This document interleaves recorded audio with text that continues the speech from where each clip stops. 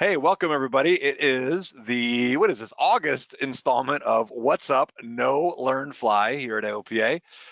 We're talking about tune up your flying, and we want to go over the mountains, not through the woods. So we're talking really more about just this whole mountain flying idea. So we're really excited to do this with you today.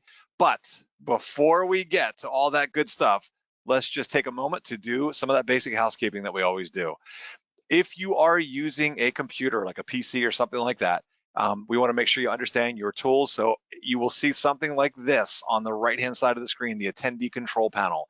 What you are looking for is that little bubble that has the question mark in it, and that way you can go down to the bottom of that if you click on it, go down to the bottom, type in your question, and hit that send button so that we make sure we see the question that you're asking.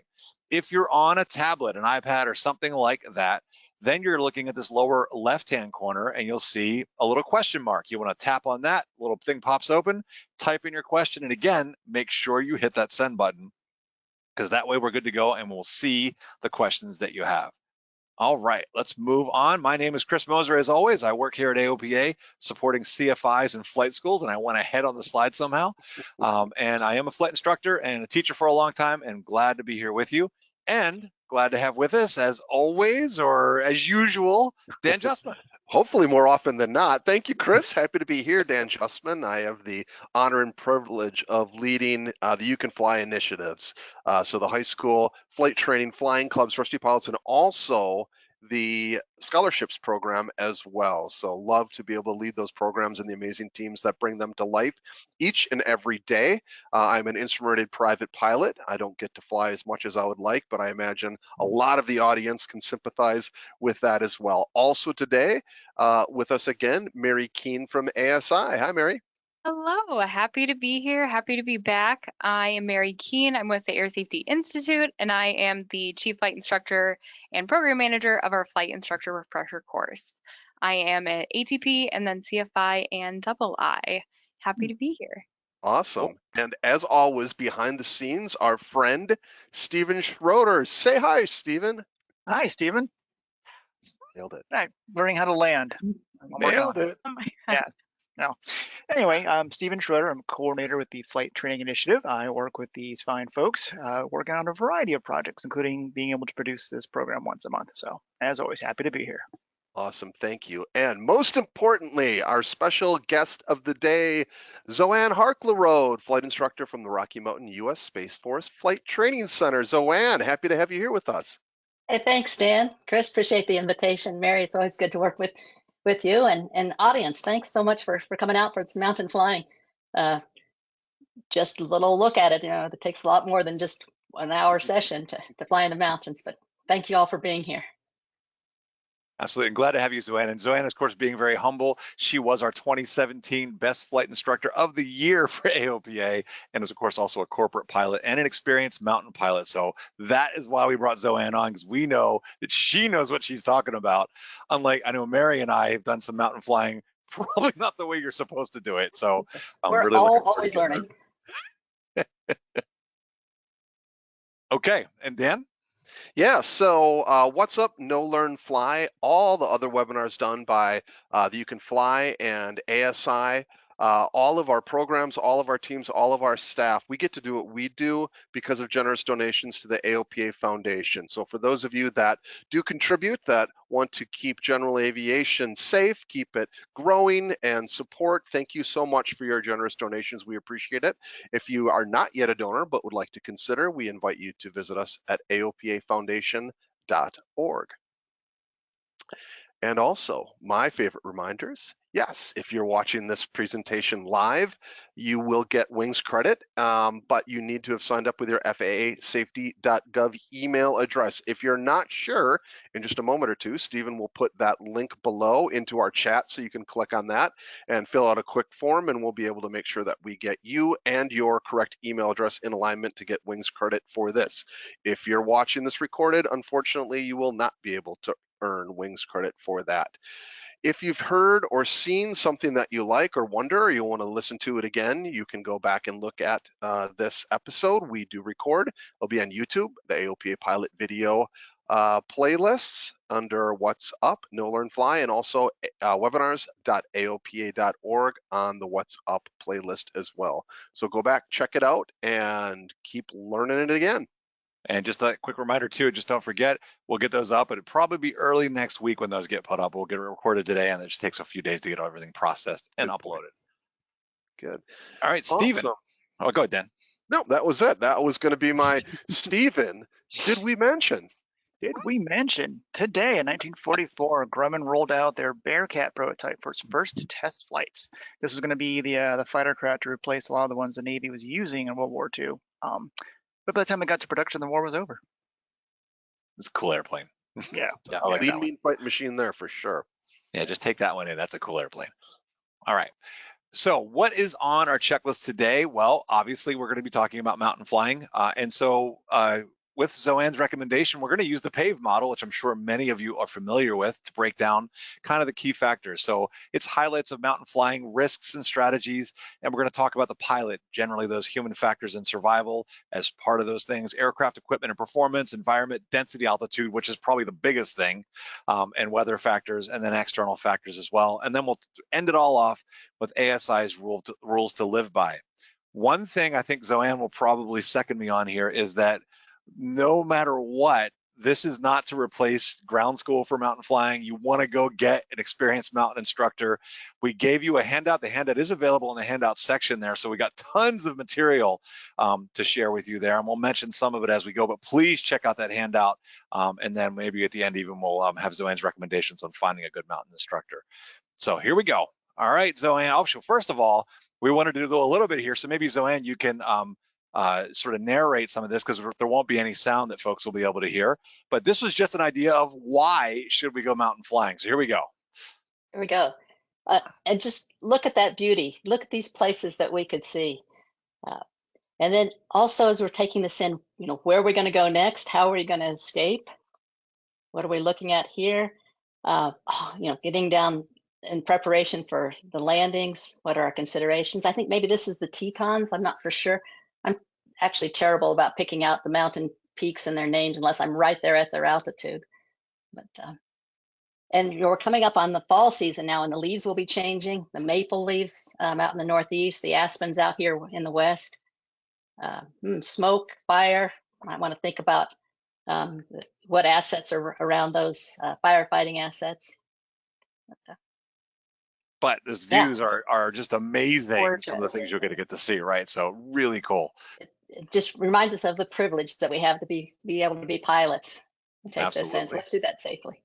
All right, let's find out. So, hold on, let me click that again. So the first part we want to do is on our PAVE model is talking about the pilot. So there were some specific points you wanted to mention. What makes the pilot better prepared, ready to fly for mountain flying? Right. Are we well rested, well hydrated, well nourished? Doing all those things so that we won't be stupid up there in the atmosphere where we're maybe not really meant to be. How can we adapt? We're very adaptive as Homo sapiens. But that first point there, are you the pilot today that you would allow your friends and family to fly with? Are you proficient? Do you have that proficiency? Have you practiced? Can you maintain your airspeed within 1 or 2 knots, like your friends were saying earlier today, that they could nail that airspeed on the way in? Have you memorized that the VA for the weight that you're flying at? And we're going to talk a little bit about that in the airplane section. Do we want to maintain the best performance for the aircraft and get that extra little bit out of it? We're not going to fly at our max gross weight up in the thinner air. And then plan those alternates, plan to survive. Have that will. And I think we come up with that maybe later on too. We'll talk more about the survival, but is there anything you can comment here? I know we'll get into some more detail in just a moment, but on the part, especially with the physical wellness, is there anything particular about the mountain environment that puts physical, taxes us more as pilots that you found? Well, academically, we hear that there's still 21% oxygen in the air, but think about, here down at the surface, all that is condensed. And as we go up on the sphere of the Earth, those oxygen molecules spread apart, and we can't, take up more air by just breathing more, because it happens at the cellular level at the exchange in our lungs, at the pressure altitude. So yeah, and, we can go over the rules, and they're in our slides here too, as far as when to use that supplemental oxygen, but we can't live that long without oxygen. Cool, very cool. All right, awesome. All right, and I know that you mentioned that maneuvering speed VA, for those that may not be familiar, maneuvering speed, really important to know for the weight of that flight, because as we know, turbulence can come up. And so obviously that's a key thing, is that, because does that change, Zoan? Do you find that you're using different VA depending on the weight of your aircraft in mountain flying? Well, if I'm already going to be at a lighter weight, I'm also going to be at a slower maneuvering speed. So what is that pitch and power setting that will help me maintain that when I'm bouncing around in the turbulence? For my personal airplane, I know if I'm back at 15 inches, 2,300 RPM, that'll give it me maneuvering speed of about 96 knots, which is what I need at my 90% weight. And 90% of max gross weight. In the Cessnas, single engine Cessnas that I fly, 2,100 RPM up in the thin air. And when it's a cold day, I might go all the way back to 1,900 RPM. Cool. And then how do you calculate that? Is the only thing I'd ask before we move on to the next slide. So is there a general way that they can do that? Yes, and not the formula off the top of my head. I'd have to refer to the notes, because okay, no worries. The formula for VA is based off of stall speed times the square root of the max limit load factor. And the stall speed then is going to decrease with the load. Gotcha. Okay. Makes sense. All right. Take it, Mary. Yeah, so speaking of oxygen and high altitude flying, high altitude breathing. Can you talk a little bit about all the things that go into that when you're up in the mountains? Sure. Well, and just as our slides say, the recommendations there for our regulations are, as a review, anytime we're going to be more than 30 minutes above 12.5, that we should use supplemental oxygen. And then our regulations, Part 91.2, is anytime we're above 14,000 feet. But then our industry standards and even the military say anytime above 10,000 feet. And then at night above 5,000 feet. Well, here where I live in Colorado Springs, today I'm at 6,500 feet. So maybe I should be wearing oxygen for better performance for y'all today. So far, so good. Yeah.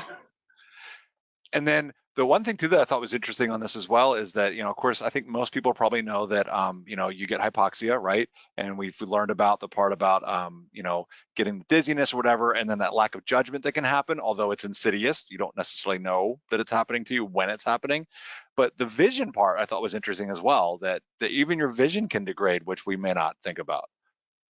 Sure. And if anyone has the opportunity to ever get in one of those portable oxygen chambers, I highly, highly recommend that. That's to learn what are your personal symptoms of hypoxia, experience having the color wheel in front of you, and it just looks different shades of gray when you're hypoxic.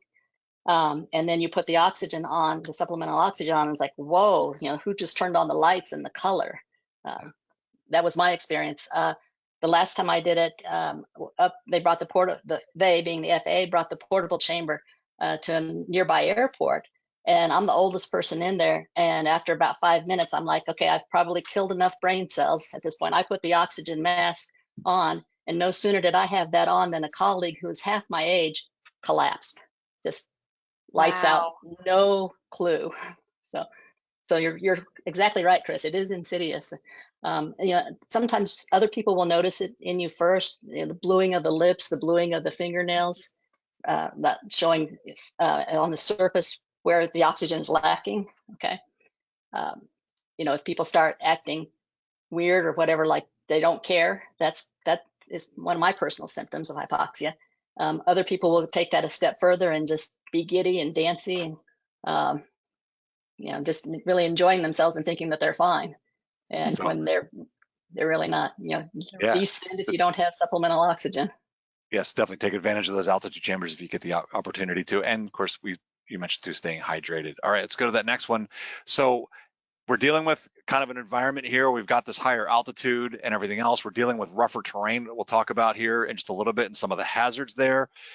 Survival is something that, we always talk about. No matter what you're flying over, plan for survival. But when it comes to the mountain flying, I would suppose that maybe it's even taken another notch higher.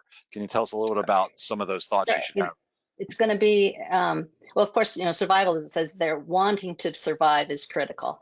But, telling people you're telling your passengers what's in the airplane, what they can use, what you bring along with you. And we can do a whole session on survival and survival equipment and hot weather survival, cold weather survival, but wanting it to survive is the most important factor in actually surviving. Share that plane with your passengers. And personally, in my airplane, I have fanny packs for each seat, because whatever, should I happen to have to make an off-airport landing, whatever I get out of the airplane with is probably what I'm going to have. Cool. And then some of the facts there you have too. I know you mentioned all the threes, really helpful too, right? For the how long humans can last, the things to consider. Right. Make sure you've got oxygen. Gives us a priority there. Yes, and all the other good stuff. And I know and I see lots of questions coming in, just so you know, folks, Dan on the back end there is curating, so he will either save some of these for the end, or he'll let us know when we've got something. So I know I'll just throw one question out there that I saw, which is somebody asked, is there a recommended flow rate of oxygen that you would recommend for mountain flying when you're doing this, assuming a GA not pressurized? Yeah, that's going to depend. Those flow rates are going to depend on your system. The best flow rate to have is if you can have a pulse oximeter on and keep your personal oxygen level above 90%. Okay, so whatever flow rate that is for you. And remember too that the nasal cannula can only be used up to, by regulation, up to 18,000 feet, which is probably going to suffice for many of us. But my plane is certified up to 20,000 feet, so I go ahead and have masks with microphones. Cool. Okay. Oh, somebody's asking too, what is CAP versus CPA? Okay. Thank you for that. Civil Air Patrol and then Colorado Pilots Association. Both excellent. And we've got some information in the handout, some links in the handout for those resources. All right, let's hit that next one. Yeah, so aircraft capabilities and equipment. So we know this is next level flying as far as things that you need in the plane and what you're both on the plane and with you. What are some things that you recommend? Yeah, and I think one thing I neglected to get in the slides here, and it's probably one of the most important things, sadly, is to lean that airplane for best power for takeoff. And then, a lot of times we're thinking of enriching for landing. Well, we may be enriching a little bit, but maybe not if we're going to a higher airport. So, at cruise, take the opportunity to get full power in there so you're ready for the go around, get full power in there, see where that best performance is. And how do we do that? Does your airplane show best RPM or best RPM manifold pressure combination for best power? In our Cirruses, I know they actually give us a percentage of power. What is that highest percentage that we can get so we're ready for the go around on landing, and so we're also able to get out of the trees and on takeoff and climb. Mm-hmm. Yeah, so will this airplane, what's your technique for if you get into a downdraft of 1,500, 2,000 feet per minute downdraft? Essentially, our light, low mass piston airplanes are gliders at that point, equivalent. So what do our glider pilots do? Well, they push, unload the airplane. That push also speeds them up and gets them out of that column of descending air. Now, I know on the ASI resources, we have a few things about the canyon turn. Do you recommend doing that with an instructor before going to fly? Of course. And the Shondell Civil Air Patrol, I think, says, go ahead and do a 60-degree bank turn. Well, if you're not used to 2G loads on an airplane, again, Mary, that's an excellent suggestion. Practice these techniques, see what works best for your airplane and the way that it's loaded. Okay. Yeah. The GPS and MFDs can provide some terrain warnings for us, but then, sometimes it's better to comfortably be in closer to those mountains, avoid some of the curl that happens further out. So your eyeballs are still the best. So better than ELTs. I'm sorry. Oh, sorry. Go ahead. No, I was going to say on the ELTs, I know firsthand that the Air Force is actually watching for those signals coming off of the 406 ELTs. If you haven't updated your ELT, I highly recommend that too for mountain flying. I like to be found. I like people to see where I am and what I'm doing. That makes The the survival 120, part a lot easier if you're found. yes.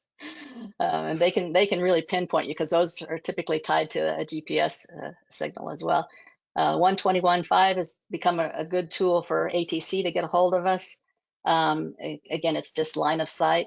It also has become a pretty good party line for getting ball scores and other chitter chatter that sometimes happens on that frequency. And then highlighting the max gross weight for the airplane at 90% of its certified weight. So my airplane is certified for 3,600 pounds max gross. Mountain flying, I won't load it any more than 3,200 pounds total with people and fuel and everything for that, just to get a little bit more performance out of it.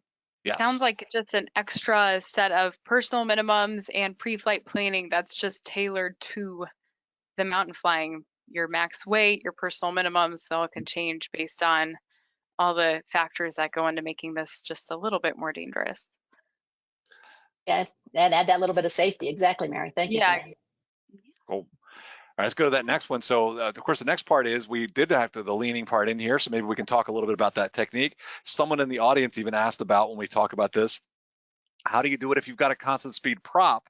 Because we know that it is the max RPM, so maybe you can discuss that as well. So aircraft performance, really key to get all of it out, and you've given us some good tips here. In addition to all the other materials, like I said, this is not comprehensive. We do not have enough time in 45 minutes or so to do that. So Mary, please tell us, Zoan, please tell us about your tips here for performance. Sure. So I'm thinking short field takeoff and landing techniques all of the time in the mountains, okay? Just again, to get maximum performance, takeoff, maximum performance, approach and landing. And so, first of all, I've got to use what the manufacturer says. I've got to fly the airplane as they say to do that, and of course, within the regs and the industry standards. So in a constant speed prop airplane on the ground, the propeller is not caught as much as it has, as it would as we get rolling. There's that point on the takeoff roll where you actually see an increase in manifold pressure with the constant speed prop as you're rolling down the runway. And that's when the propeller's actually catching and the governor's beginning to govern those pitch angles for us. So still on the ground statically, we can run at full power. Now, if you've got a turbocharged airplane, you're going to have to stay within the temperature and TIT limits of that. So, get that max TIT that the manufacturer says that you can have. But otherwise, you're going to lean it back until you have the maximum rise in the RPM. So hopefully that answers those questions. It's the same with the normally aspirated non-turbocharged airplane as well. Cool, and I know we've borrowed Air Safety Institute's takeoff abort plan, which you mentioned as well, because I've seen it in both places. This idea of just what's your recommendation there? So you have a guideline of when to abort that takeoff if something's up, and it's really about performance. It's not about a mechanical failure necessarily. Correct. Yeah, and it's about I want to survive, and I can survive if I stay on the airfield and on the prepared areas, even if I've run off the end of the runway a little bit. So calculating that 70, I use 75% of my rotation speed. My typical short field rotation speed is about 69 in my airplane, so 52 would be about 75% of that. So I will say in my briefing, I will abort if I have not attained 52% by, whether it's a taxiway or a hangar or another cool looking airplane that's about 50% of the runway. So I have an abort point right then and there. And the other obstacles that might come into effect, and I've had this, a herd of antelope headed toward the runway on a takeoff roll. Am I at my speed? Can I lift off and avoid whatever the hazard is? And knowing that, at these higher density altitudes of flying, that your takeoff roll is going to be longer. You can see that in the calculations. Your climb out is going to be shallower. Your pitch attitude for that VX is going to be lower, and it all contributes to a pucker factor if we're not prepared and ready for it. We like our flights to be boring, so we'll plan ahead of time. Yeah. Dan, is there a question by any chance? Yeah, Zoan, related to the rules of thumb that you have, are there any that you could share with taking off with a tailwind or in a downslope or upwind, headwind, anything like that? Any variables with the runway geography itself and also the wind? Yeah, absolutely. And again, setting, like Mary pointed out, set some personal minimums for that. And if your manufacturer doesn't have any guidance for you, because a lot of times we're working off the charts, and the lawyers will say, and rightly so, that we're kind of in the test pilot realm. So use manufacturer's information first, and then you do some of your own tests with these rules of thumb in some controlled conditions. Specifically, I put a link in the handout for these additional rules of thumb from Mountain Flying LLC, which is Sparky Imeson's former company, and his family is continuing that excellent information on.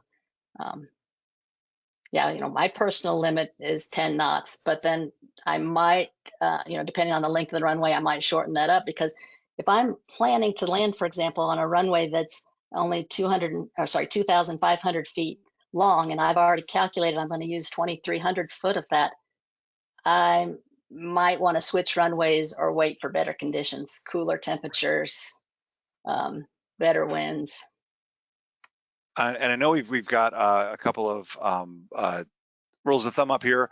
The folks can just read those. The one thing they were asking about is on the VX one. It says increases by 0.05%. They were asking, were we mistaken? Did we mean 0.5%, or is that correct? What we have there in the notes?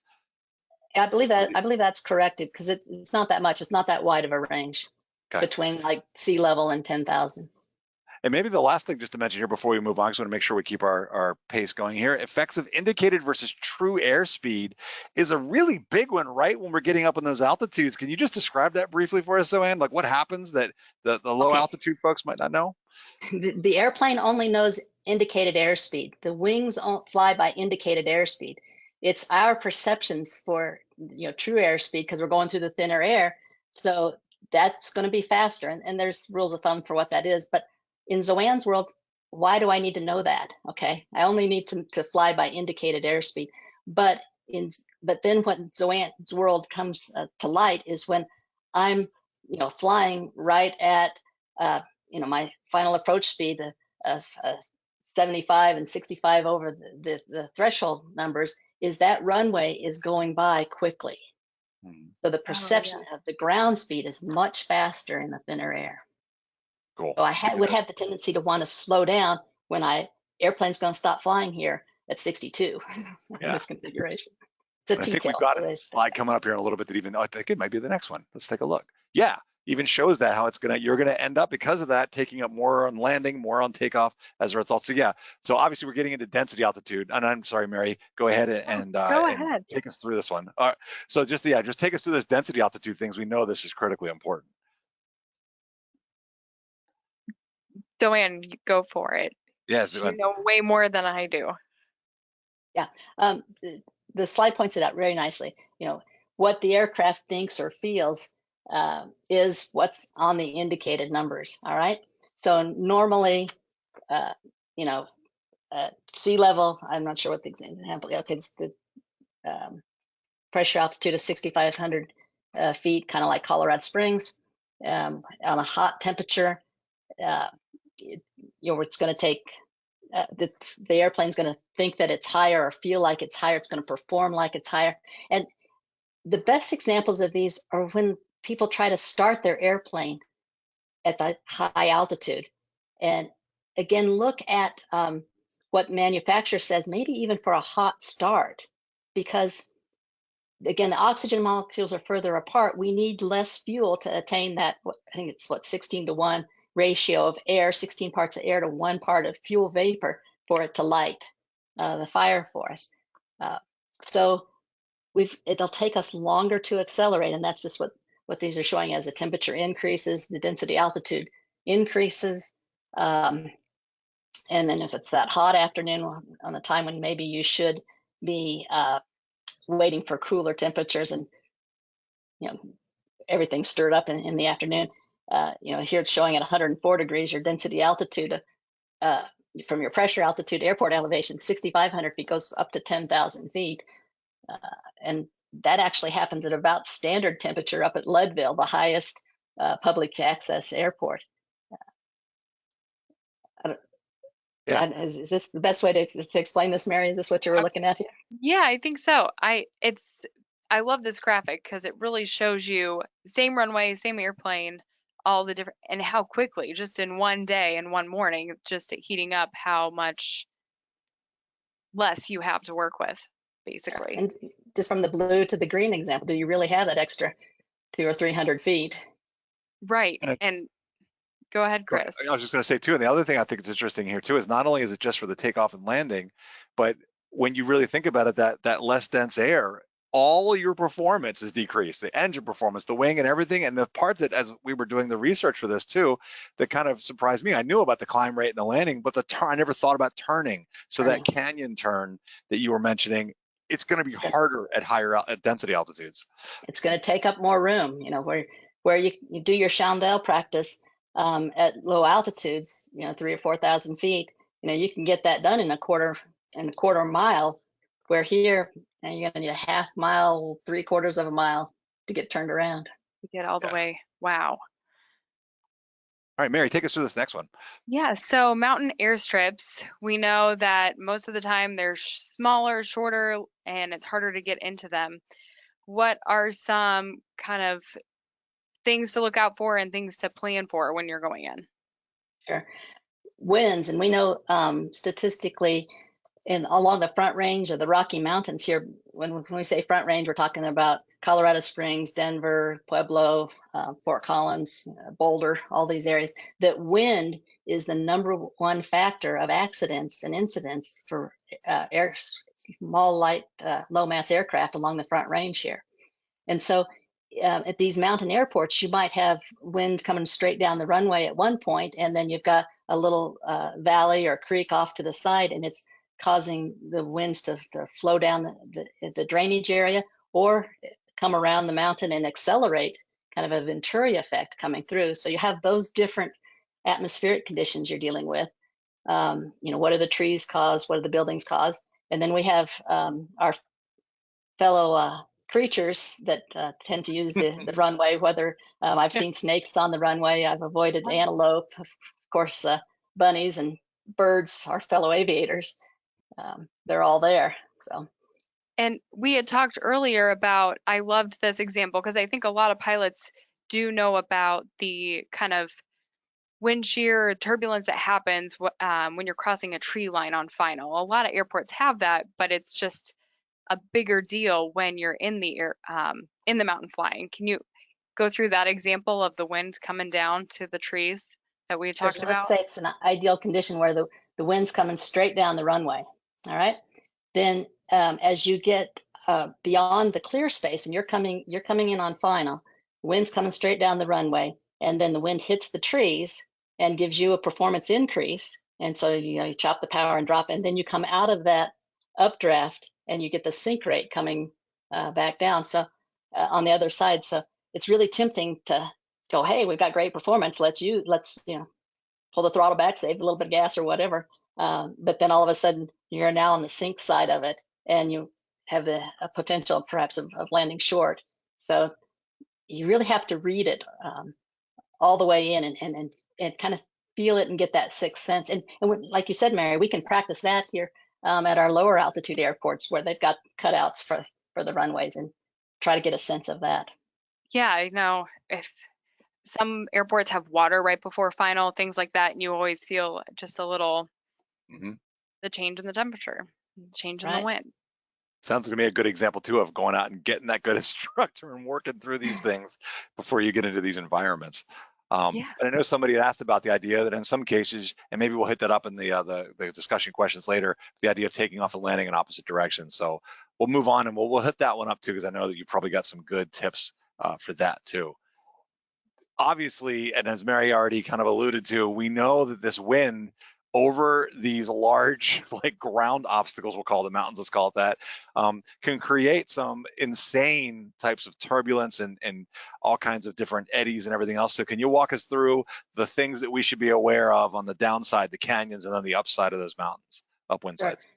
yeah, we always want to be on the sunny side. We always want to be on the upwind side. That's where we're going to get the best performance. And if we're lucky enough to have clouds to show us, where some of those wind patterns are, then we can use that, staying away from the rotors, from the lenticulars. They look all nice and puffy, but they're unfriendly. So, cap clouds, if we can get on top of them, that's where you'll find the smoother air. Yeah, so, but the other danger in being always on the sunny side or on the upwind side is that traffic from both directions, we'll see our fellow aviators, we're going to all be on that same side of the canyon because that's where we're going to get the performance. If you do run into the turbulence, or you're happen to be going parallel north or south along the Rocky Mountains, out here on the Front Range, we'll call it, on the eastern side, you can sometimes move your airplane 15 to 20 miles east or west for your flight path and get out of those rotors, and it'll be a little bit more comfortable ride. My mountain flying instructors that I work with that also help me, they're always trying to encourage me to fly in closer to that mountain because I'll be there in the smoother air, even on the leeward side. Gotcha. And then with the idea too here of with the downdrafts, obviously I'm sure most people have heard about these downdrafts can come down. We already mentioned that they can be more powerful than our airplane can climb. But having this idea of an out, how do we have an out when dealing with things like whether it's a downdraft or maybe even getting an updraft that pulls us up beyond where we want to be? What are your tips there to have those outs? What are the thoughts you have there? How do you do that? My first thought is unload the airplane, don't bend it. Okay, maneuver, flying at and below maneuvering speed, right? And then do like our glider colleagues do in those downdrafts, push to get out of it, to accelerate and move on. Okay, cool. So one question here, I saw that just somebody mentioned they were asking what the leeward side was. I did not use leeward and windward side on purpose because I always thought that those were harder. But the downwind side where the downdrafts are, so the side where the wind is flowing down, that is your leeward side. You're on the opposite side of where the wind is coming from.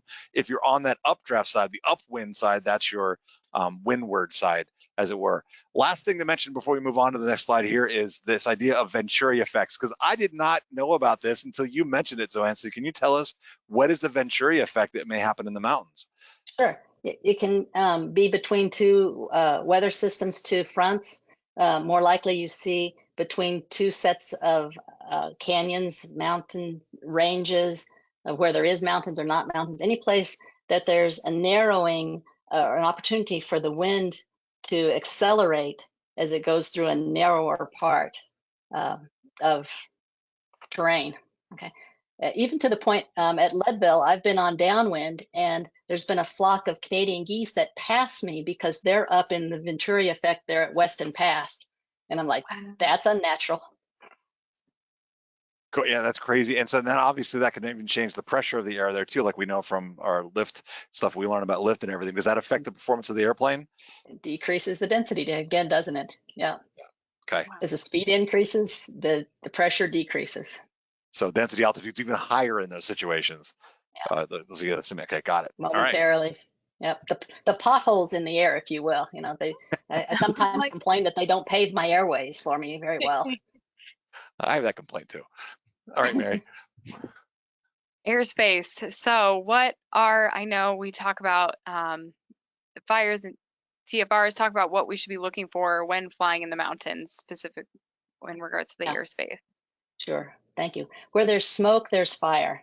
And the TFRs, if they've already announced that they're fighting those fires, they'll be there to protect the assets that are trying to put out the fire. But there's going to be airspace that's used above it also for the spotting aircraft or the guiding aircraft that are bringing these firefighting assets in. So when you see smoke and there's not a TFR, please report it. And they're going to ask you things like, how far and what direction from you, and how large, and do you see the flames, or do you just see smoke, or what color is the smoke? And you can report this right to center or whomever the ATC facility you're talking to. If you're not talking to anybody there, you can look for the frequencies for flight service and report it there. But yeah, do stay away from those. It's not good for your airplane to fly through all that soot and stuff either. So. Yeah. Yeah, we call that bad. Some other airspace that you might consider is any place that there's a MOA or any type of military airspace that they're going to be in there at any altitudes, training or not training, and that they can have unmanned aircraft in their military airspace without announcing it any time. Oh, okay, that's good to remember. Yeah, definitely. All right, I'm trying to click. There it goes. Now, this is a big key one I know too. The idea, and if some people have already been asking about this, how do we safely cross over the ridges? What's the technique here? For sure. Climb, okay. But as you're climbing, you may have to come out away from the mountains, 15, 20 miles away and circle up. And then as you're preparing to cross the ridge, hit it at a 45-degree angle so that you have the best opportunity to turn away toward lower terrain should you encounter one of these downdrafts and you're not going to make it across. As you continue to climb and approach at a 45-degree angle, and then when you can see clearly the other side and see that you could glide on past that ridge, then you want to turn perpendicular to it and cross it directly, get on the other side as quickly as possible. Okay. Cool. And I know you mentioned being that 15 to 20 miles out, and that's because of the downdrafts, right? The downdrafts can be that Correct. far out, and you want to be avoiding those. And Correct. one other one I know I saw in the audience asked if this is interesting. Do you have any kind of rule of thumb for how high you should be to go above to help avoid the wind? Is there a target there for that, or? Ideally, I'd like to say every time I cross the mountains, at least 2,000 feet above the ridge line. Okay. Again, preparing for that 2,000 foot per minute downdraft. But, am I going to run into clouds? Am I going to run in to other traffic? Do I have enough oxygen to go up that high and come down and be safe? So, and the 2,000 also, much of these areas are special conservation areas, those lines with the dots on them for the national parks or the bald eagle nesting areas, or whatever those special conservation areas are. And I had an FAA inspector, an ASI, tell me that, Zoan, that people that get the tail numbers there and want to violate you are actually from the Department of the Interior, and the FAA can't help me in mitigating if I'm flying too closely and spotted by someone saying that I'm in the special conservation area. And that's the recommendation or the request is 2,000 feet Right above those special conservation areas. Gotcha. All right, and just a time checker, we're at 12:42, so we're doing pretty well. We just got about 5 more we're trying to get to, so let's see if we can do it. Okay. Hey, external pressures. So what are things that people see, or sorry, I'm on the wrong one. Thunderstorms and what are things that people see? Sorry, I skipped it. My fault. You were right. I did that. Anywho, what are some get-there-itis kind of external pressure type things that you see with people in mountain flying? Well, we fly airplanes because we can go straight, right, and direct. But that's often not the most comfortable. Yeah. Yes, it's not the most comfortable or the wisest thing. And here, the example is if there's wind coming off of Lake Tahoe, I'm trying to get to the destination on the right there, that, might be better to climb up from the UR here on the bottom slide, take the first little crossing there that looks like they cross at about 45, continue to accelerate and climb in the good area. Then they've got to a point where they can cross almost perpendicular to the final ridge line, and then you can descend comfortably down to your destination. Nice. So really just following that ridge line and avoiding going direct to, because you never know what's going to be, if that's the best path to your destination. If you're already 2,000 feet above that ridge line, go direct. But okay, that's a good rule of thumb. If you're not, takes a little bit more planning to get there. Not to mention, maybe you can see better. Yeah, and maybe even in this case, maybe the wind's coming from whichever the wind's coming, I could be on that upwind side, right, traveling route rather than dealing with all those downdrafts. Yeah. Exactly. All right, cool. Let's go to the next one. So the next one we've got here is a little scenario you set up, Zoan. This idea of this thunderstorm's participating. You want to just walk us through what you were thinking here? Passengers always want to get there, right? And they want to get home or they want to get to the next thing, please. But who's piloting command and who's looking out for the safety of the flight? And maybe that passenger's hypoxic even at 6,000 feet here on the ground. I don't know. So So the same sort of poor judgment on their part too, that might be pushing them to push you. You have to be like, oh, hold on, bad idea. Yeah. Very Well, fair. and these people didn't get to where they are to own airplanes and fly airplanes because they were just passive and let things happen to them. They do try to, move forward at every step of the way. We talked about this, I think, the last month or so, Mary. We talked about the idea too of oftentimes the pressure that happens is us. It's us doing it to ourselves because of that mission mindset of like, I said I'm going to go here and I want to go there, and so this That's kind of fits that exactly as it. well. Pilots have such a mission mindset of just accomplishing something and not, we get into subconsciously just we have to complete the mission, and we don't even realize it's happening. Yep. Okay, so my mission mindset is if I make the right decisions, there's always another day to fly, and I want to fly another day. Always. So. Love that. That's a better one. That's a better one for sure. All right, Mary. So now looking into important questions to be asking yourself as you go on. So what are some things that you should be doing once in flight? You've made the decision to go. Some things that you should factor into your decision making. Right. Yeah. Are we maintaining the performance that we expected, that we calculated? In fuel, in speed, is the weather what we expect it to be? We really can't go into these hard mountain airports if we're not willing, and it's not acceptable to not go or to divert to someplace that we had planned to divert to, or even, hey, it's really time to see what our options are. At this point, we've had it right here in Colorado Springs, where I've not, and Colorado Springs, though it's high altitude, a lot of us wouldn't consider it a mountain airport, but it's a good place to start because there's a lot of protection here. I mean, we've got a runway that's 13,000 feet long. But Nice. we've had it here in Colorado Springs where we've had an upslope condition, and in the matter of 10, 15 minutes, the airport is covered with clouds, and an airport just 15 miles to the northeast is completely in the clear. So, being Wow. able to make that decision to divert to that airport, get on the ground, and that's the similar type of decision making that you might be willing to do. Well, Leadville is closed, but we've got Salida, just down the valley, or up to the north, we've got another airport as an option. So. Yeah, and especially if you're not from the area, you really need to educate yourself on where and what airports are available. Because if you're not from, if you're from the area, you can have kind of old hat what things are around. But if it's new to you, you really have to get the bigger picture of not just your route. Right. And then diversions, and returning to the airport, that sort of thing. Yeah. Cool. And I think we've talked about that, and so we've got 2 more to go. We've got about 5 minutes until I think we want to make sure we can hit to our official one. It's ASI, the Air Safety Institute. We call it ASI here internally, in case you don't know what that is. ASI, the Air Safety Institute here at AOPA. But there are rules to live by. And I just want to say again, for the folks out there, the handout is full of links. We've got links to the Air Safety Institute's information stuff, and we've got the links to even some of the stuff that Zoan recommended to us as well. So, Zoan, can you walk us through some of these rules? So the first one, this idea of pre-flight planning, take us through some of these factors on that and the airport conditions that maybe people should think about.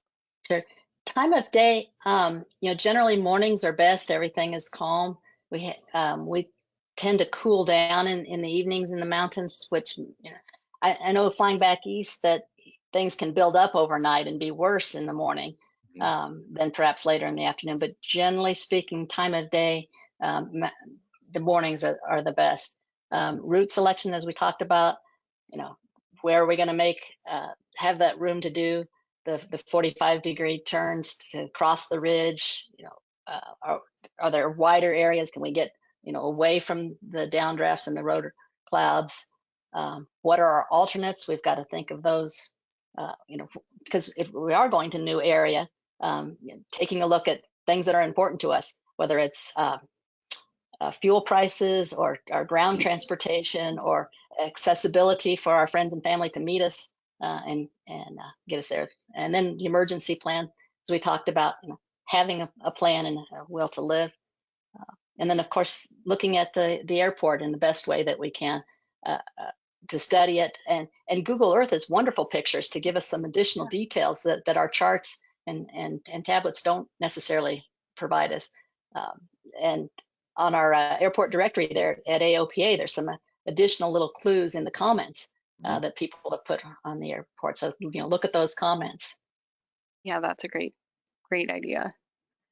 Absolutely. And then, of course, mentioning just the idea, we already talked about obstacles and slopes. So all these things to be considered. And I know somebody even said, take the Google Earth, drop it down to the middle of the airport, and just look around. You can move yourself around and check out what it's going to look like on final, and just being better prepared. And then, Mary, you want to head up this last one here with the ASI's rules to live by? Yeah, so obviously density altitude is going to affect your aircraft performance like we talked about. So have an idea of what the density altitude is and what your aircraft performance is huge. Zoan, do you want to talk through?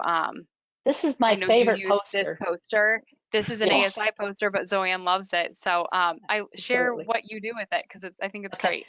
I actually, for Colorado Springs airports and the different clubs that I'm associated with around there, I'll actually fill in the numbers for them. And then just as a vivid example, at Leadville, so it's almost 10,000 feet. If we take that first one and at 13 degrees Celsius or 55 degrees Fahrenheit, Leadville is acting like it's 12,000 foot elevation. Do our performance charts go up that high? On a lovely 70-degree afternoon, Leadville is acting density altitude-wise at 70 degrees Fahrenheit, that it's 13,000 feet. And on a hot day in Leadville at 85 degrees, that's 14,000 feet. So my Leadville charts, I filled them in, all of them are orange and red. Well, anybody who's interested, on the resource handout, we have a PDF of this poster that you can print out yourself. What we also have is a link to request. ASI will actually send you a poster for free. Just fill out the submission form and we send those out once a month. So if you'd like a bigger, nice printed version, we can get that to you as well. But yeah, this is great to hang up personal flight school at your FBO. It's an awesome poster. But going on with the rules to live by, we talked about get your weather briefing, update it while you're in flight. We talked about plan your diversions and evaluate all the landing options along your route, know what's available, and always file and activate a flight plan so that survival is key. And if I could too, Zoan, because I know I saw in the ASI stuff when I was prepping for this too and reading ahead, it talked about the alternate landing sites in terms of like, if you have to make an emergency landing. Do you have any tips for that? Obviously the preference is a runway of some sort, but do you have any other ideas of people could do too, the things to think about? And by the way, you can read about this in the ASI stuff as well. Sure.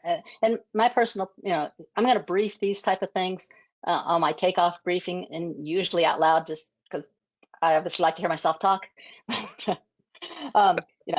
After we talked about the abort, and then after my climb out speed, if I have loss of power, it's going to be straight ahead in Colorado Springs, it's going to be straight ahead to 6,800 feet. If I'm taking off of north to the north, I'm going to be turning right toward lower terrain. And I think that's the key there, is that, where is that lower terrain? We can talk about, landing in the trees versus landing in the water and stuff like that. And I think that the whole point, whatever preference you pick, have it based on the integrity of where the people are, of that part of the fuselage, keeping that part of the fuselage intact at all costs. Cool. And I know the ASI stuff, it mentioned things like, just like you said, like potentially landing along the water might be useful because it might be an open area where you might have some room to be able to make your approach. Dirt roads could be okay, especially because it might be easier for people to get to you in that case. And then even if there's a paved road, but of course then you have to watch for power lines and things like that. All roads have power lines till I get down close enough to see that they don't. Exactly. And those will have mailboxes. All right, cool. All right, well, let's get to our official end here. And then I know Zoan has been kind enough, she's going to stick around and answer questions. We have tons of them in the thing. We are going to get to them. But Dan, if you would pop back in and help us out with the folks that may not be AOPA members.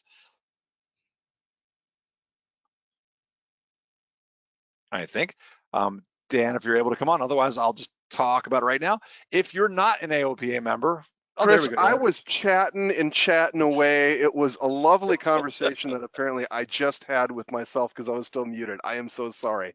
Yes, I would love to talk about AOPA. So AOPA Foundation is the philanthropic arm of AOPA, the Aircraft Owners and Pilots Association. AOPA does so much to keep the skies free to fly. So anybody who wants to fly, anybody who dreams of fly, AOPA is doing so much. We've got a strong membership to provide support, but imagine, with just a fraction of 300,000 pilots as part of our membership, imagine how much better we could do if all the pilots were members of AOPA, so we could do even greater job there. Beyond the fact that you're part of aviation's largest civil aviation organization, and great benefits, great information, a lot of the stuff that we talked about. I'm seeing on the comments so many things like, where do I get that handout, or how do I get this, or where is that poster from? All that stuff is easily available at your fingertips from our websites and from our resources. So I would encourage you to continue your aviation journey as being a part of AOPA, and you can go to aopa.org/membership to find out more. Awesome. Thanks, Dan. Mm-hmm. And then don't forget, next episode coming up in September 18th, Thursday, as always, 12 to 1 Eastern or 1600 UTC. We hopefully double check that, and sometimes we mess it up, especially with daylight savings ending soon in the near future. But our next topic is get down on it. If you want to go with a little tune there, we're going to talk about building instrument approaches. We're going to highlight something out of one of my favorites, which is Rod Machado's materials. If regular viewers know what I'm talking about. So out of his Instrument Pilot Handbook.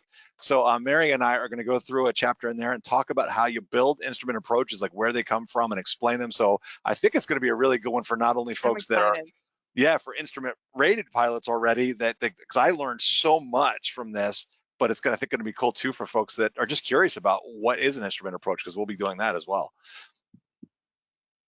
So Dan, I think there were a few questions that I saw popping up. Do you want to start throwing them out here? Yeah, they were stacking up and they were all over the shop. So, but great stuff. So we'll do our best to get through as much as we can here in the next 30 minutes. Chris, the first thing, if you could go back, we had a lot of requests for the handouts. People aren't able to find that handout. On a handful of them, I shared the link, but wonder if we could get to that real quick, or at least just talk about where they find that handout. Poster or the which one? Well, the poster too, but the poster is linked in the handout. A lot of people aren't able to find the link to the handout for this presentation. Okay, I'm trying to think. So in terms of that, I think we can put it into the. I don't know if we can post it in the questions. I know it's in that chat section there that I saw a link getting posted. Maybe Stephen, if you can do that again. You can hit us up, but also when we post this on YouTube as well, that'll be a good place to find it. But if you really can't find it, I guess, Steve, want to help us out there? Is it just the FT initiative? Yes, yeah, it'll be uploaded when we add the video to the YouTube channel. I always put a shared document that'll have both the slide deck and the handout available for download. If you're having trouble with things, you can also contact me directly at ftinitiative@aopa.org. I will be happy to send a PDF out directly. There you go. That's the emails are at the bottom of the slide right here. FT initiative, as in Flight Training Initiative at AOPA.org. Excellent. Yeah, all right. Thank you for that. I mean, that says to me that the audience has been engaged and they want it. They've heard our message that they want to know more. This is just a little bit of tip of the iceberg type of information on mountain flying, and there's a lot to learn, a lot to practice, a lot of adventure ahead of us for this. Yeah, yep. And it's cool. Great audience for sure. Nearly 800 on at this moment. So great audience. So Zoan, thanks so much. So all right. So some of the questions that were proposed.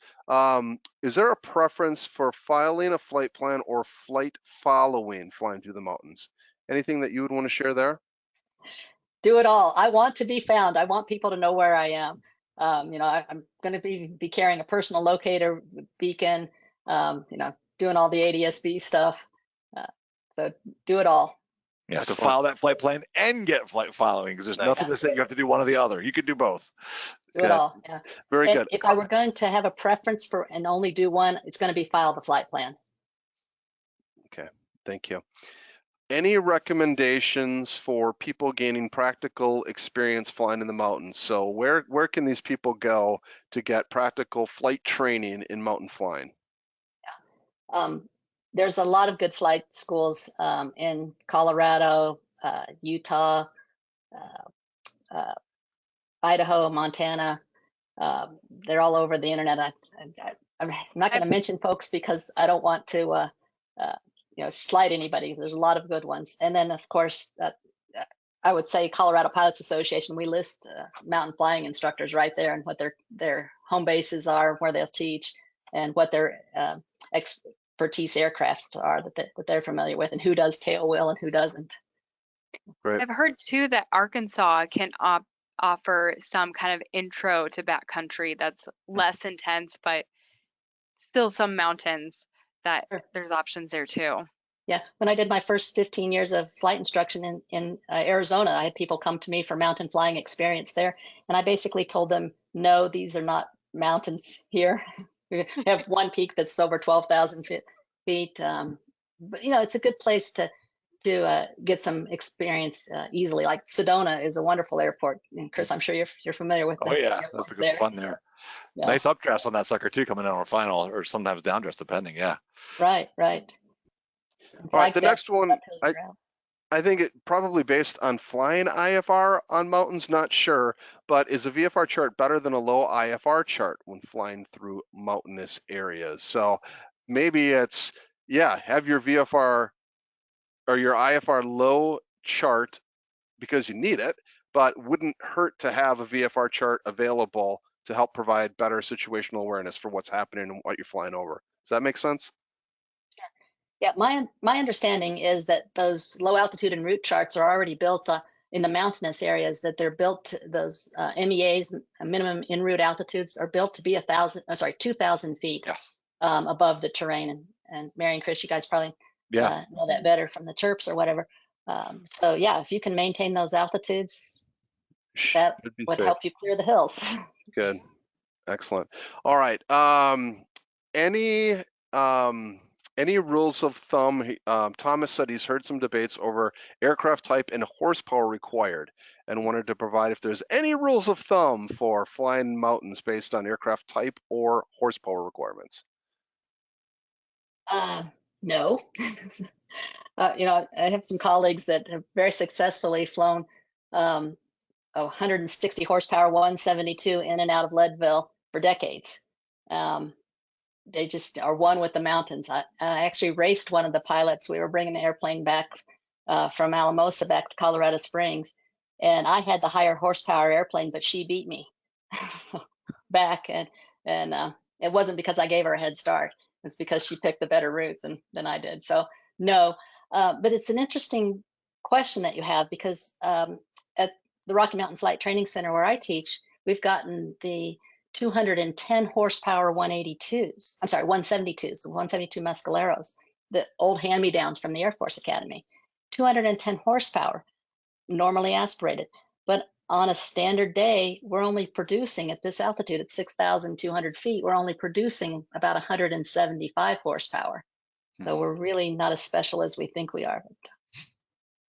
There is a prediction, there is a rule of thumb for loss of horsepower per 1,000 feet of density altitude, but off the top of my head, I don't know it.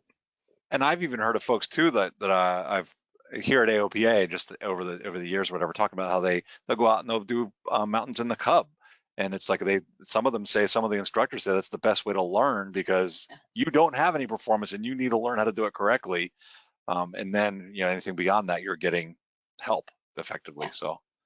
Sure, and if my home airport is at 1,000 feet or lower, I can climb the airplane, get some airspace to practice it up at 8,000 and 10,000 feet, and begin to get an idea. Doing these canyon turns, doing the chandelles, and leaning the engines, checking performance that way, and just having some fun with it. Like we need an excuse to go fly. So Jim appears to be from the Midwest, and apparently we've touched on some curiosity of mountain flying. So it looks like Jim is considering flying out to the Front Range, and was wondering what specific wind conditions should he be aware of if flying to the Front Range, like Fort Collins? Mountain wave, or is it all of it? Anything you can share there? Great question, Jim. for going into the mountains, if those winds at 12,000 feet, and even heading, from the Midwest to the Front Range, if those winds at 12,000 feet are 20 knots or greater, some people say 25 knots or greater, don't go in the mountains. That you're going to end up with moderate turbulence. But then think of that roll that comes off the mountain. It's going to get progressively more turbulent as we come in. At the Aero Club where I fly, we stop all flying when the surface winds get above 30 knots. And then the crosswind component we use for whatever the maximum for whatever the airplane has demonstrated. Gotcha. Are there any weather reporting resources that can help provide insight into winds like that, of those situations? Absolutely. I mean, the graphical, what they call it, the GFAs now on the Leidos or 1-800 weather forecast for aviation. Is that the one? Yeah. That's the one. Yeah. There's turbulence charts across on that at the various altitudes that you fly. Some of the EFBs will have the overlays that you can put on to show the turbulence, and you can even put it on an automatic. So wherever you're going, it'll show that as your flight progresses. Whether it's Garmin Pilot, ForeFlight, whatever your favorite. Sorry, I'm not mentioning them all, but that's okay. An EFB, just for the folks out there that may not know, electronic flight bag. That's those iPad apps or other tablet apps that you could use. Exactly, I got mine right here as well. All right, Frederick has left us, but I think it was an interesting question. Thoughts on O2 generators versus tanks? What are your thoughts there, Zoan? My husband was an AME for a time, and he is still a practicing physician at Fort Carson for the Army for deployment soldiers. So we looked into this, from both a medical side as well as a pilot side, and found out that the oxygen concentrators cannot keep up the flow rate much above the surface, and they were only at best rated to be, I can't remember the number exactly, whether it was 6,000 or 8,000 feet. I would hope they'd be at least 6,000 for our friends and neighbors that live here. But so 8,000 feet, and typically my understanding is that 8,000 feet is a training altitude too for the Olympic athletes to get the best development of their hemoglobin and oxygen carrying capacities. So that's all the farther that those oxygen concentrators is really designed to be. Because I thought, how nice it would be not to have to fill up my tank after every flight. Gotcha. Jeremy is asking about finding safe landing spots in case of an emergency. So really, it's like, what's your thought process? Was how the question was referenced, and then it finishes by saying, how often are you scanning? So anything you can do to help those look for emergency landing spots in case of emergency, part of their normal routine. Appreciate that question, because my Piper Lance T-tail version has a glide ratio not quite as good as a brick. I don't have the speed and all of that. So yeah, so I'm scanning personally for survivability, because the runways here are few and far between. 30 miles away would be another close airport and runway. So I'm looking for a landing area that I can maintain the integrity of the fuselage and where the people are. Mm-hmm. I don't even carry, this is just a personal thing, I don't carry hull insurance on my airplane because I've already decided that it's there to save me. I will destroy that airplane to save me. I will have a lot of liability insurance because when I land on somebody's property and spew my petroleum products all over, I want to compensate them for that. I also want them to come help me. I'm looking for places that would be survivable, and like someone mentioned earlier too, being by a road so someone can come get me, being by a home or open field, so someone will pay attention to me. Sure. Next question came from Brad, friend of AOPA in our mountainous regions, and he said, aren't downdraft risks on the downwind side of a canyon greater than potential risks of flying on the upwind side of the canyon, sending us into more turbulent air mass? Absolutely. Yeah. Did I misspeak on something earlier? Yeah. I don't Downwind I drafts don't know. think so. No. are No, I think that may have come also early on in the conversation where it wasn't covered yet.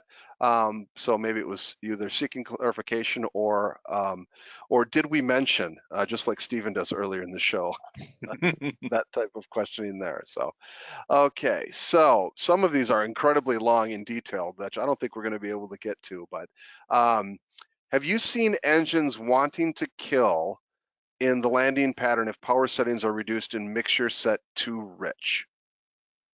Guess cut off. yes, They mean, yeah. Yeah. yeah. And even some of my work, I'll bring back an airplane that we're trying to put on the line up here, and the most vivid example for me is I picked up one in Southern California and brought it here, and sure enough, um, I'm basically doing a power off landing because that's my plan, and with an airplane that we haven't really gone through, that I'm just delivering. And this particular airplane had an interesting setup with an altitude compensating type carburetor diaphragm in it, and the previous owners were telling me how they had tried to change that because they were having trouble at their sea level altitude and everything. So yeah, I'm doing my power off landing as I'm bringing this airplane in Colorado Springs, and sure enough, it quits, and I can't get it started by changing the mixture of the throttle position. And luckily, I'm able to roll off the runway, and then I could get it restarted to taxi on in. But I thought at one point I was going to have to call and be towed down the taxiway. So yeah, it definitely happens, and I've seen it on startup too. Sadly, at I was at Leadville one day, and it was some type of a twin. I don't remember if it was Cessna Beach, doesn't matter. But they couldn't get the aircraft started. It was hot, and the mixture was clearly fully rich because every time the engine would catch, there'd be a big puff of black smoke come out the engine. And finally, the airport manager, who was also a pilot at the time, he was the airport manager at the time and has always been a pilot. He came out and convinced the guy to start it with the mixture all the way off, and then slowly, and I don't remember again which engine, which airplane it is, because the technique's going to vary between Lycoming, Continental, whatever. But then just to bring the mixture up slowly and then stop. Don't ever bring it fully rich on a high, hot day, because it will. Think of it kind of like you're chugging too much water, and it all kind of explodes out of your mouth. Well, that's kind of what's going on with the fuel in the engine. Makes sense. Great, thank Yeah, you. makes sense. Both Gerald and VJ had similar questions, and it's about landing in the mountains, with kind of, I guess, maybe unknown conditions there, or not sure about the conditions, but would it make sense to fly over first or do a low pass or low approach to check conditions? Is that a sound strategy? I love that strategy because, again, our fellow creatures of the earth, may also be inhabiting the runway, and maybe make a couple of passes. I've totally done this at airports that I'm starting to investigate the potential. And I don't know, Chris, if you remember the North Rim Grand Canyon Airport, but by the time I had the right training and the right airplane, they had literally trenched that airport. So I never got to land there. It doesn't exist now. And I don't even think you can see it. The last time I was up at the Grand Canyon, and it's all overgrown. But yeah, I would often go and circle that, and just to learn the conditions. Yeah. And then go land at the real Grand Canyon Airport. Good. Russell felt really strongly about the ask if we can make a distinction between the proper use of a canyon turn for safety and mountain flying versus the inclusion of chandelles in the commercial ACS for demonstration of energy management. So I think it may be maybe used in the wrong context, that a chandelle would be for getting out of a box canyon, and not necessarily the right technique to do that. We're talking technique. So. And I think I've read that they're actually two different maneuvers. Yeah. Right. Yeah, I think that's his point. Yeah, that the canyon turn and chandelle are performed differently, and different maneuvers to practice separately, basically. The one interesting thing I read in the ASI thing too is it's like depending on the density altitude, as you may be doing that canyon turn, and you may end up descending. So that's why you need to get, and I don't know, maybe you can help us with this, Zoan. You have to get way over to one side of the canyon when you start it to give yourself the maximum amount of space on the other side. Do you pick, I would assume would you pick the downwind side? What would you pick side to start this turn if you have to get out? If I have to get out, I'm probably shooting from the hip anyway, okay, because Right. I've had poor planning to begin with. You know, did I mistake? We've got Independence Pass, which has got a road up it, and it's marked on our charts. And then there's another blind canyon just to the south of that, actually to the north of it as well. I don't like any of those choices, but you know, I've been there, I know that one. But you know, trying to project that scenario into some place that I'm not familiar with, Right. it's always better to plan ahead of time and not have to do that. So, you know, which side? Again, if I start on the upwind side where I've got great performance and I'm hoping to, you know, get that turn completed. Now, at the most critical time, when I'm the slowest at the highest G load, then I'm in the worst air. So do I start off in the worst air and then hopefully hope that there's a good air on the other side? Good questions, right? And obviously, Yeah. I know that the big thing here too is that canyon turn that's kind of what you're alluding to, is an emergency procedure. This is It's a last hopefully your resort, planning will avoid you having to do this in the first place. yeah. Yeah, knowing where I am is more important. Yeah, and the GPS and the pretty pink line is helpful, but I'm not always following a straight line, and I've got to know, you know, which canyon am I pointing at. You know, Independence Pass is not my favorite. That whole part, you know, I'd rather go way south or way north or be way high. There's a lot of those scenarios. You know, might be contributing factors to a couple of accidents of some very prominent pilots 10 or so years ago. Yeah. Michael is curious about starting technique at high altitude in a 172 with a mechanical fuel pump and primer. Apparently his previous experience with regular starts at high altitude had difficulty starting and backfiring. Any technique that can be shared with that? It depends, you know, is that a Continental engine or is that a Lycoming engine? Is it fuel injected? Is it carbureted? There's 4 different techniques there. So within that, so what does the manufacturer say? And I would say, look at the hot start. If you're unsuccessful, and my question personally has always been, where is my fuel and how can I get it vaporized to where I want it to be? So I have to, so if I really don't know what I'm doing or I don't know what the airplane is doing, I will err on the side initially of flooding that airplane, because then I know where the fuel is, and then I'll do the flooded start technique, and then I can get it started. Now, if there's fuel dripping out, that's probably a time to, you know, leave it alone for a couple of hours, or unless you've got somebody there that can just clean out those spark plugs. But wet spark plugs will not fire, so we can't, you know, we only can light fuel vapor. We can't light liquid fuel. Okay. Referring to the leaning conversation that we had earlier, is it reasonable to lean to the same EGT? I guess this wasn't for starting, but this was for operations. Lean to the same EGT for takeoff at all density altitudes. So regardless of density altitude, could you lean to the same EGT, or is that variable?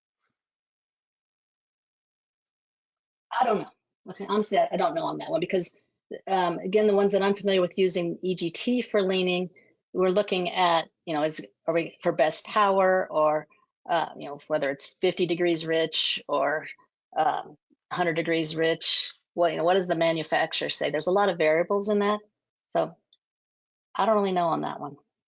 Okay. For best power, I'm looking at, you know, the production in RPM. Of RPM.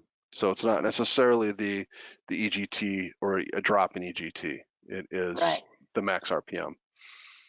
Right. You know, and you're looking at one probe, or you're looking at a probe in each cylinder. Mm-hmm. Yep, good points. You know, your mechanic may have some insight on that more than I do. Sorry, I'm not the expert on everything. Sorry, not sorry. You're the expert on a lot, though. I have a lot of experience, you know, 8,000 hours in the traffic pattern. David lives in Colorado Springs and flies a 300 horsepower turbocharged aircraft. He's asking if turbocharged aircraft can give a false sense of confidence when flying in the mountains. Sure, because you don't have turbocharged wings or turbocharged propeller, do you? Mm-hmm. It's true. David's spot on that one. Okay. If you are experiencing a downdraft, any technique that could be utilized to get you out of there safer, faster? Well, essentially, we're like our glider pilot colleagues, right? Unload the airplane with a push, which will also accelerate the airplane and get out of the downdraft. Okay. And then what about just curiosity on that one too, just to refine that as well. But if you're worried about turbulence in there too, are you still staying at maneuvering speed and just taking that as fast as you can out? Absolutely. Just at maneuvering speed, basically? Yeah, good point, Chris. Yeah. Yeah. Okay. I don't want to bend my paperclip. Right. My aluminum airplane, and with composites, I worked for Diamond Aircraft for a time too. You know, in the beginning we didn't really know what we were doing with composite aircraft, in the sense that we would drill holes and instead of build structures for things. Yeah, delamination is a real thing on composites. So. Mm-hmm. And bending the paperclip of our aluminum. I did a whole presentation years back about you know, how many times can you bend an aluminum paperclip before it's no good, before it loses its structural integrity. You know, there's a point like at VNO, we're supposed to be able, at max cruising speed, we're supposed to be able to still hold all the papers, but you kind of bent the paperclip to do that, and then at some point the paperclip actually breaks. And so we don't want to get to that with our aluminum airplanes, please. Good. Not in the air, for sure. On the air. Yeah, I think that was one of the causal factors with the Malibu accidents way back in the last millennium, is that we were flying them too fast in turbulent air. And it wasn't that it was a bad airplane. It was that we were above maneuvering speed. And there's such a wide range between what we were cruising at and getting down to turbulent air penetration speed on those airplanes. So thank you, Chris, for pointing that out. We gotta stay where we can keep the integrity of the airplane, protect the fuselage. Susan flies a ground adjustable prop normally around sea level. If she's going to fly in the mountains, does she need to adjust the pitch to avoid overspeeding the engine prop? I have no earthly idea. I've never flown one of those aircraft, but sounds like a good idea to me, and hopefully she can get some guidance from her mechanic and an instructor in that. Anybody else? Yeah, I'm just thinking, because it's like, well, assuming where it's set at, right, you get in that thinner air, then it would be spinning faster, potentially, then maybe less power, less bite. So that maybe having that higher pitch would help. That's a good question. I don't know an answer to that, but I see the thought process there, and it makes sense. That absolutely makes sense. You know, I think of the propeller blade angles a lot like my swimming stroke. Mm-hmm. So when I get tired, I just let my hand slice through the water. So that would be like the faster, higher RPM and the lower pitch, because I have less resistance. But when I'm feeling strong, you know, I'll put the whole arm and stroke out there and get a bigger bite of air. And it might be slower, but it's more powerful. So right. With that, I think we covered it all pretty well, team. Well done. So these are the audience and the questions. Yeah, these are great. Great engagement. Tons of great questions. Yes. That's exactly what I was going to say. Well, don't forget, again, we're going to be back next month, September 18th, 2025. Mary and I will be talking about get down on it, building instrument approaches. I hope you guys enjoy that. Obviously, we want to thank Zoan so much for being with us. Somebody mentioned, by the way, right on here too, that, you know, just your wealth of information, and I completely agree. And it's like we were well deserving of that award you got back from AOPS a few years ago. So we appreciate your time. And of course, Mary and Dan. AOPA is a wonderful organization. I've been a member for over 35 years now, and as well as an ASI Foundation donor. Very proud to do that. Appreciate all the work that each one of you guys are doing. to make this the premier organization of people that are protecting us, our ability to fly, and encouraging so many more people to stay engaged and to get engaged. Really appreciate this. Thank you. Well, yeah, that's very kind of you, Zoan. And thank you too, and thank you for your support. And hopefully everybody out there, if you're not an AOPA member, as Dan said, that you heard it from Zoan. She knows a bunch, and so take that from her as well. We would love to have you as part of our community here. So yeah, so for Chris and Stephen on the backside of things, kind of helping us out behind the scenes, and Dan and Mary, I want to thank everybody, and we will see you here in just about a month. So looking forward to that. Thank you. All right, bye everybody. Bye-bye.